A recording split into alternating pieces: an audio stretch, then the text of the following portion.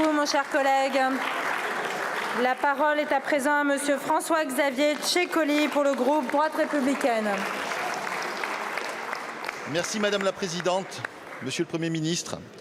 Les événements météorologiques extrêmes qui ont meurtri la région de Valence, en Espagne, il y a quelques jours à peine, ont rappelé que la prévention du risque inondation devait constituer une priorité pour les pouvoirs publics afin d'éviter de nouvelles catastrophes et de préserver les vies humaines. Je n'oublie pas que le territoire national a également été durement touché, l'Ardèche et la Côte d'Azur, heureusement dans une moindre mesure. Aujourd'hui, si la valeur d'une seule vie humaine reste inestimable, nous ne pouvons détourner le regard. Des populations sinistrées qui ont vu leur habitation détruite, des exploitations agricoles aux récoltes ruinées quand elles n'ont pas tout perdu, y compris leur bétail, des entreprises qui ont vu leur outil de travail dévasté.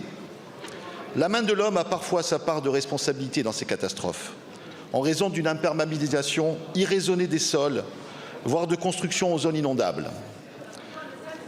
Il n'en demeure pas moins que tant les collectivités locales que les particuliers ont le devoir de procéder à un entretien régulier et efficient des cours d'eau, afin d'éviter des épisodes destructeurs et de protéger les populations. Aujourd'hui, Monsieur le Premier ministre, dans ce domaine comme dans bien d'autres, l'excès de normes ainsi que la lourdeur de certaines dispositions réglementaires peuvent décourager, voire empêcher la réalisation de travaux pourtant essentiels. Je pense notamment à l'ensemble des actions d'entretien du lit mineur et plus particulièrement à la prévention de la formation d'embâcles et de tout barrage naturel susceptible de dévier l'écoulement des eaux. La hausse des températures, notamment sur le pourtour méditerranéen, et donc la multiplication de phénomènes tels que la goutte froide ou l'épisode Cévenol, nous oblige à réagir sous peine de subir la réplique d'événements dramatiques, tels que ceux vécus dernièrement en Espagne et dont les images insoutenables nous ont tous profondément bouleversés. Monsieur le Premier ministre, ma question est ainsi la suivante.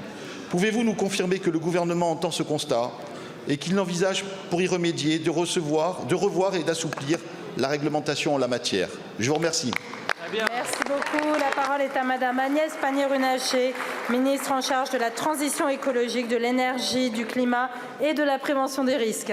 Merci Madame la Présidente, Mesdames et Messieurs les députés, Monsieur le député Ceccoli. Vous avez raison de souligner d'abord le caractère répétitif de ces aléas climatiques auxquels nous faisons face, où vous voyez la main de l'homme, et vous avez raison de le souligner, car effectivement, non seulement ces aléas climatiques sont dus au dérèglement climatique liés aux activités humaines et elles nous imposent de baisser très rapidement nos émissions de gaz à effet de serre, mais elles sont accentuées par des aménagements humains qui ont imperméabilisé les sols, densifié nos centres urbains et qui du coup entraînent des dégâts encore plus importants. Face à cela, il faut agir. Cela veut dire d'une part anticiper, monter notre niveau de gestion du risque. C'est tout l'enjeu du plan national d'adaptation au changement climatique. Prévoir, agir pendant la crise, réparer derrière. Cela veut dire aussi travailler spécifiquement sur les cours d'eau. Je l'ai fait, je l'ai vu en tant que élu du Pas-de-Calais et en tant que ministre qui a suivi depuis un an ces sujets-là dans le Pas-de-Calais, nous avons mené 600 travaux d'urgence pour faciliter la circulation de l'eau. Mais attention, je le rappelle, les zones humides sont des zones de captage lorsqu'il y a des inondations. Le fait de prévoir des zones d'expansion permet de freiner les inondations.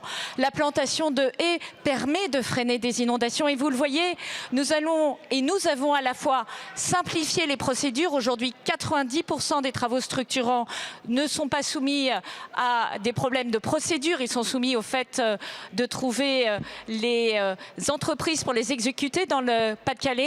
Mais ce que nous devons aussi faire, c'est équilibrer et faire en sorte de mieux ménager la nature et de mieux ménager les constructions humaines de façon à concilier les deux. Vous pouvez compter sur nous pour simplifier lorsque cela a une utilité, mais pour surtout avancer et protéger les Français. Merci beaucoup, Madame la Ministre.